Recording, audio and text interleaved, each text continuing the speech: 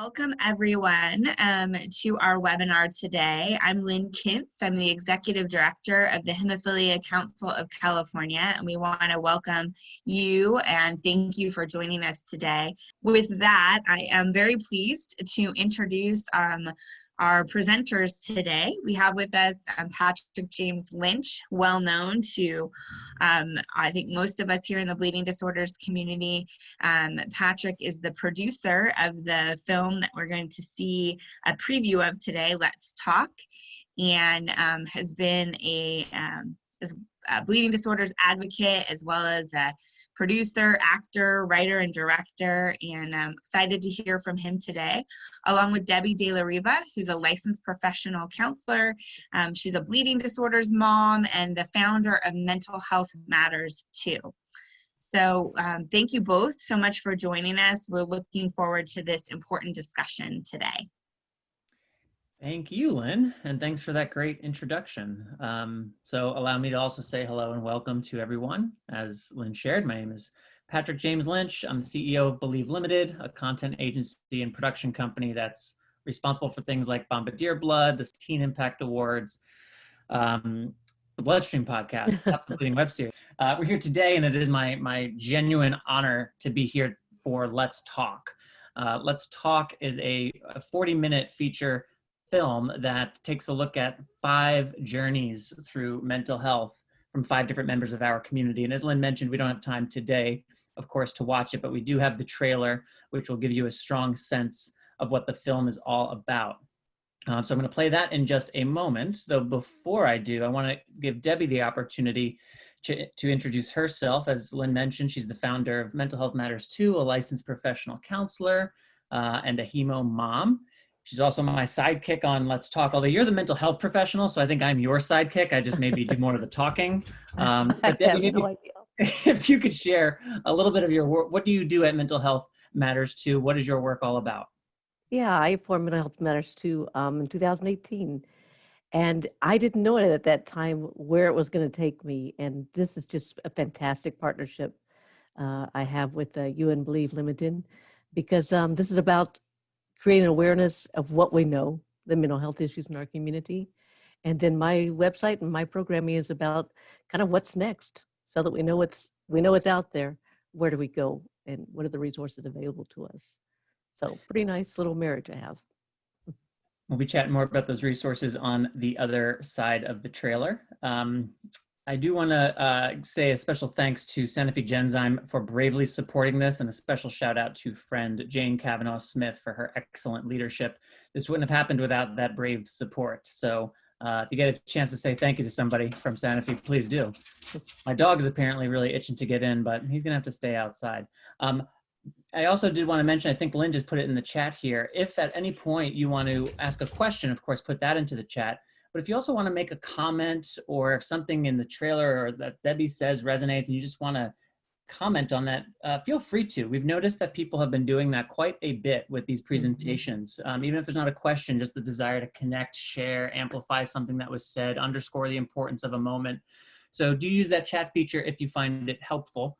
And now that all that has been said, I will share my screen and the trailer for Let's Talk. And on the other side, Debbie and I will be back to talk with you. I climbed up it, took my spot in the edge right by the cliff face. In that moment, I decided that yes, this is that moment. I want to die.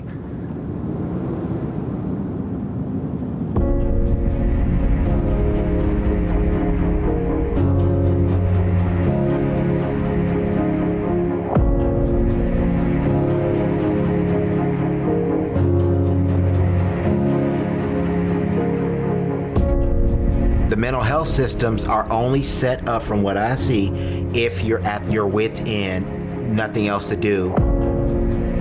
Was diagnosed with the HIV diagnosis I was 12.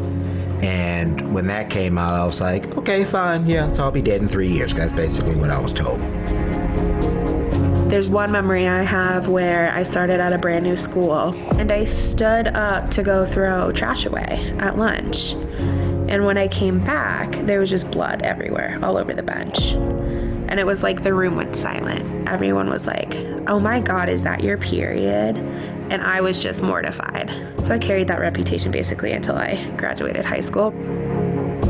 During our summer camp program in Northern California, there are 73 people. Then the next year it's down to 50 because throughout the whole year, you're getting phone calls of the guys just dying. And it began this process for me of shoving the stuff down, where it's like, okay, I don't want to deal with it.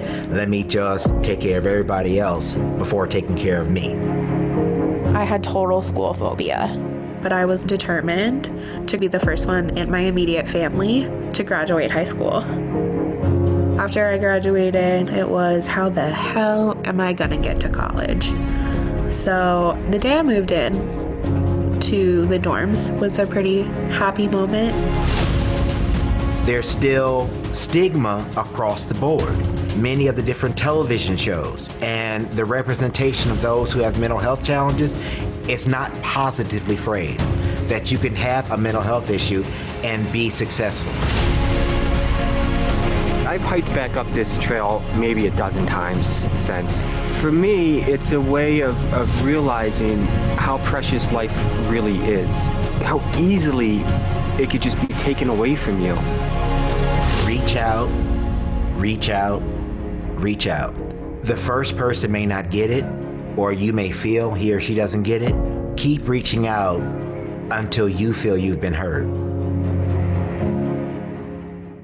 We want you to know that the Hemophilia Council is here as a resource for you. If you are trying to track down those services, we're not necessarily experts in mental health, but if you're trying to track down those services and you don't know where to start, feel free to contact us and we will try to get you in the right direction. We want you to be able to access those services if that's something that you feel like you need. And like I said, we understand that it can be difficult when you're in that spot of feeling anxious or depressed to get to those services. And so if you get overwhelmed looking at the resource sheet, feel free to call us and we'll help you kind of track down something that would be good for you. Thank you again for joining us and hanging in with us through this conversation. We hope that it was helpful to you.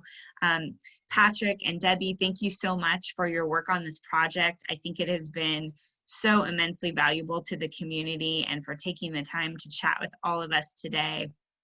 Again, I just want to remind everyone those resources will be available on our website immediately, and we will then have the recording up in the next couple of weeks as well. My email address is up on the page. If we can be a resource to you, please do not hesitate to reach out to us. And then I did also want to thank Takeda and Sanofi, who are our webinar series sponsors, for their support in helping to make this possible. So thank you all for joining us. Any last words, Patrick or Debbie, that you want to share? I'll say what I just said in the chat, which is thank you to you and the HCC for being so on this. Just as a patient and community member, it's really encouraging, and it doesn't come without a lot of work on your part and your team's part and prioritization on your part. So thank you for prioritizing this and being so thoughtful in what you presented today. It's really important, so thank you. Thank you both. All right, well, thank you all for joining us, and we hope to see you at our webinar next month.